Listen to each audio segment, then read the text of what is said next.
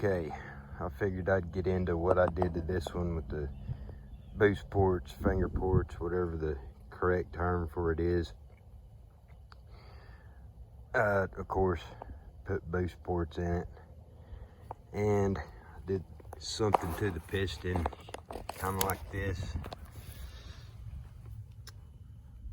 Right here's where the exhaust bridge is. I took a little bit off on it, right there where the exhaust port opens. I don't really think I'm gonna get much RPM out of that, but I think it'll help get rid of the spent charge. And the boost ports, they're there and there, about 3/16 to the inside of the main transfers back here. And then the ports themselves, boost ports, finger ports, whatever, were about 3/16 wide as well. They came up and opened 2 degrees before, on the when the piston's on its way down, they opened 2 degrees before the main transfers. And between doing what I did to the piston and opening these 2 degrees before the main transfers, I figured it would hopefully get rid of the spent charge faster, let a new charge in. I don't think that the extra ports that I put in there are going to really let in much fuel, probably mainly air, and them opening just a little bit before the main transfers. I think that, if the pressure out of the combustion chamber has left through the exhaust port, if enough of it has, I figured that the boost ports would, them opening sooner, would at least let a little bit of air in and help clear the spent gases. And then 2 degrees later, the main transfers open and let in a good fresh charge. That was my hope on it.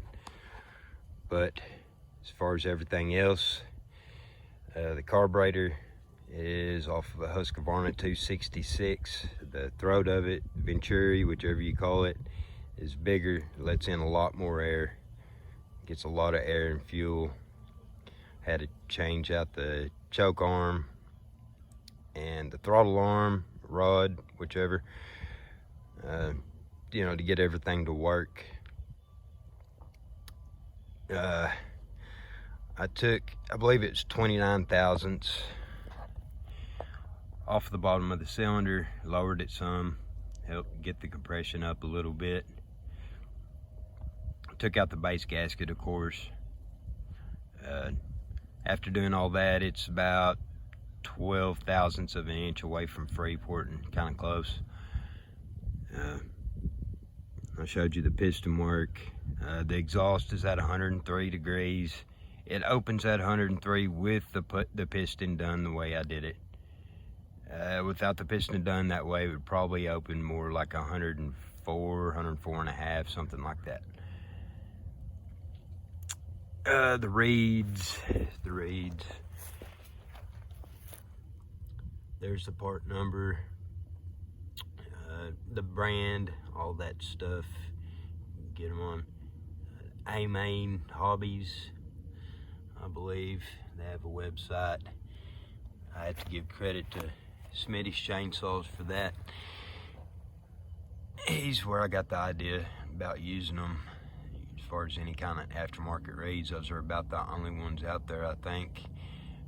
The muffler, I took the baffle out of the muffler. I tried to run it with a stack muffler. It tries to run a little lean. And I think that about wraps it up. Oh yeah, the crankcase. Rounded off all the sharp parts, everything, all the sharp corners inside of the crankcase, rounded them off real good, roughed up the whole inside of it.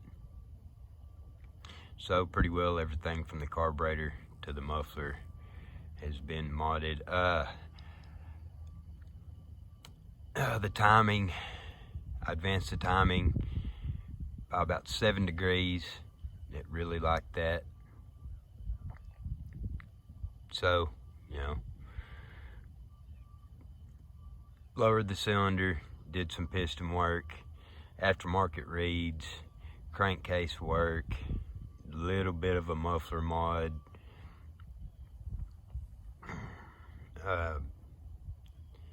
Husqvarna 266 carburetor. It all went together real good.